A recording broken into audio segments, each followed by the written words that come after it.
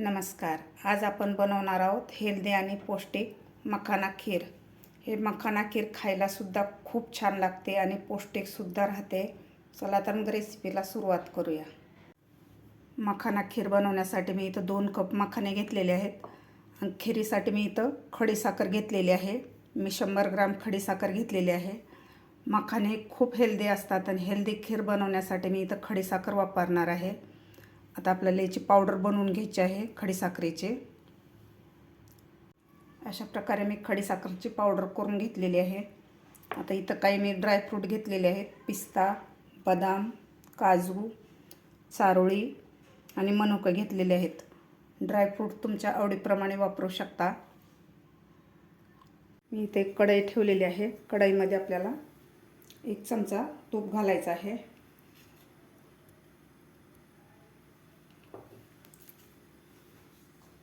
आता यामध्ये आपल्याला हे मखाने थोडेसे आपल्याला फ्राय करून घ्यायचे आहेत तुपामध्ये. गॅस आपल्याला मिडियमच ठेवायचा. मिडियम गॅसवर आपल्याला थोडेसे कुरकुरीत होईपर्यंत आपल्याला हे मखाने फ्राय करून घ्यायचे आहेत तुपामध्ये. असे क्रिस्पी झाले पाहिजे आपले मखाने.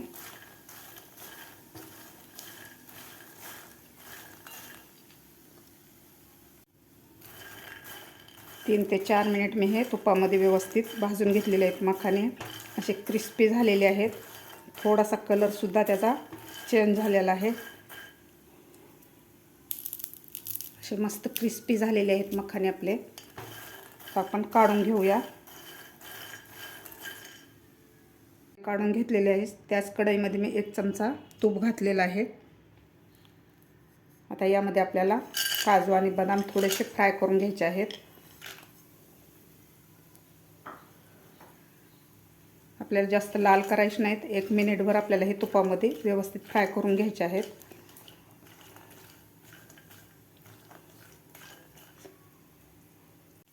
एक मिनिटभर मी काजू आणि बदाम व्यवस्थित फ्राय करून घेतलेले आहेत. आता आपण हे सुद्धा काढून घेऊया. मी इथे 1 लिटर दूध घेतलेलं आहे गरम करून. हे फुल फॅट क्रीम दूध घेतलेलं आहे. म्हशीचं दूध घेतलेलं आहे. आपल्याला सहसा म्हशीचंच दूध वापरायचं आहे, कारण ते म्हशीचं दूध थोडंसं घट्टसर राहतं. आता हे दूध आपल्याला कढईमध्ये घालून घ्यायचं आहे. यावर अशी मस्त दाटसर साय आलेली आहे, तुम्ही बघू शकता.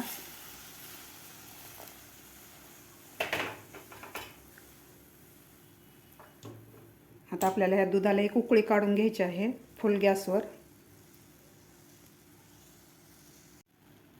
दुधाला आपल्या उकळी आलेली आहे. तर आता आपल्याला 5 ते 6 मिनिट दूध एकसारखं उकळून घ्यायचं आहे. थोडंसं असं दाटसर झालं पाहिजे दूध. याला एकसारखं हलवत राहायचं आहे आणि बाजूची जे मलाई कढईला चिटकलेली आहे ते दुधामध्ये घालायचे आपल्याला ह्या पॅच्युलानं.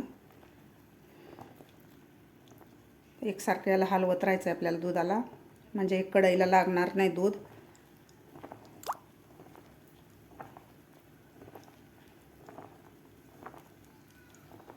थोडंसं असं दाटसर होईपर्यंत आपल्याला हे दूध एकसारखं हलवत राहायचं आहे. 4 ते 5 मिनिट झालेलं आहे. दूध आपलं व्यवस्थित उकळलेलं आहे. तर याला एकसारखं हलवत राहायचं आहे. थोडंसं दूध आटलेलं आहे आपलं. आता याकडं जी मलाई आहे या पॅच्युलानं आपल्याला ह्या दुधामध्ये घालायचे आहे, म्हणजे आपलं दूध दाटसर होतं. आता यामध्ये थोडंसं आपल्याला केशर घालायचं आहे, म्हणजे आपल्या खिरीचा कलर खूप छान येतो. केशर घालणं ऑप्शनल आहे. तर आणखीन आपल्याला 3 ते 4 मिनिट दूध उकळून घ्यायचं आहे. एकसारखं याला हलवत राहायचं आहे दुधाला.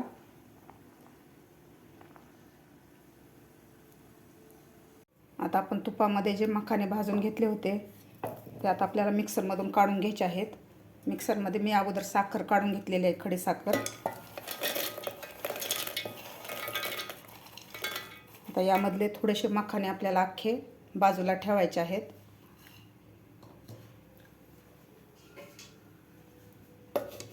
आता हे मखाने आपल्याला थोडे जाडसरच मिक्सरमधून फिरवून घ्यायचे आहे, जास्त बारीक पावडर करायची नाही.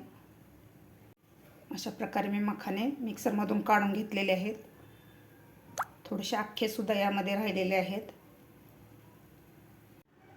दूधसुद्धा आपलं बरंच आटलेलं आहे, तुम्ही बघू शकता. आणि केशरमुळं कलरसुद्धा मस्त आलेला आहे आपल्या दुधाला.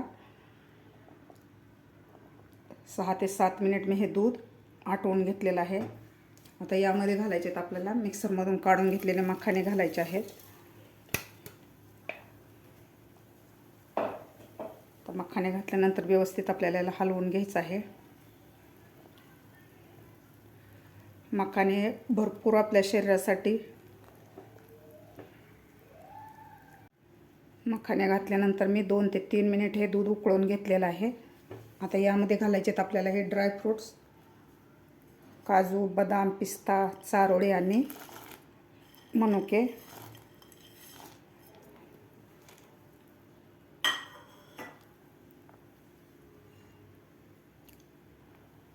आता याचबरोबर आपल्याला साखर घालायची आहे. साखरेचं प्रमाण तुमच्या आवडीप्रमाणे करू शकता.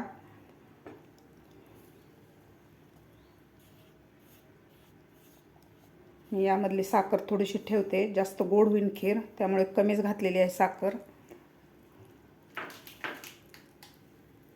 मी इथं खडी साखरेचा वापर केलेला आहे.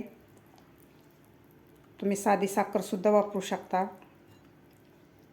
आता आणखीन आपल्याला 1 ते 1.5 मिनिट हे खीर उकळून घ्यायचे आहे.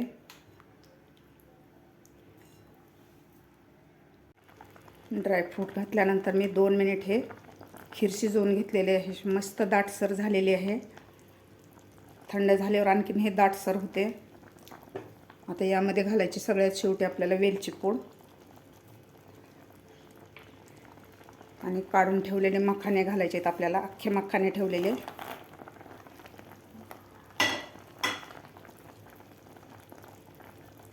परत एकदा याला मिक्स करून घेऊया. अशी मस्त आपली मखाण्याची खीर तयार झालेली आहे.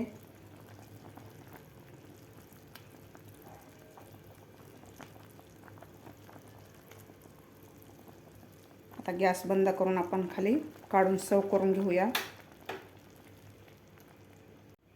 मखाना खीर आपण सर्व करून घेऊया.